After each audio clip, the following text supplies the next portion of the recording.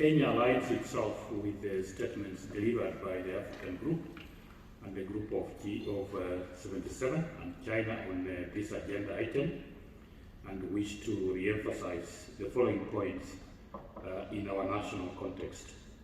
Mr. President, Kenya acknowledges the report by the Director General on the Third Industrial Development Decade for Africa, IDA-3. We are encouraged by the progress made in the implementation of IDA-3 and are equally pleased to note that in 2022, more than 250 projects with a total value of $63 million were under implementation in Africa under the wider framework of IDA-3, including within the Program for Country Partnerships, that's PCPs, and the Country Programs, CPs. Indeed, a tangible manifestation of IDA-3 is the Kenya Self-Starter Program for Country Partnership, which was launched with UNIDO in September 2021. This year, with support from UNIDO, Kenya has held one stakeholders meeting to support resource mobilization in both the integrated industrial parks in Nyamira and also the Anga project of the Kenya Self-Starter, as well as support for resource mobilization for the Kenya's ambitious county aggregation and industrial parks, which I already reported on yesterday, and we are targeting this in 47 counties. Mr. President, the Kenya government is demonstrating its commitment to inclusivity and economic development by allocating over 9.4 billion Kenya shillings this financial year, 2023-2024, for the establishment of the initial 18 county aggregation and industrial parks. Our aim is to have these CAIPs implemented in all the 47 counties of our country within 3 years' time, and already construction in the 18 counties has started.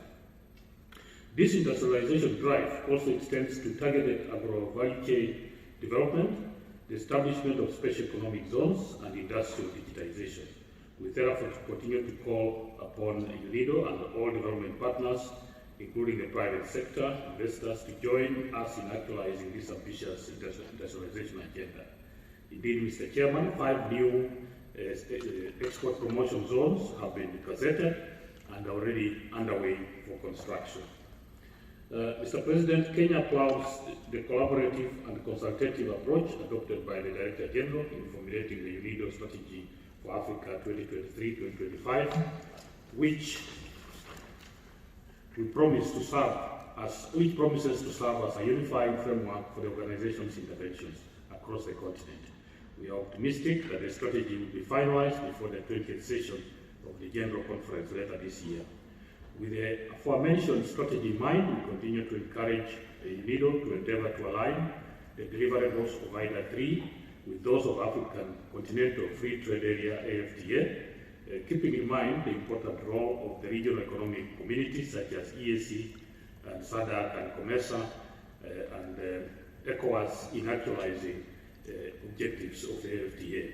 Mr. President, Kenya continues to view IDA-3 as a vital and complementary component in the realization of the African Union Agenda 2063, the goals of which is to prioritize economic growth, industrialization, and employment generation over the next 3 decades.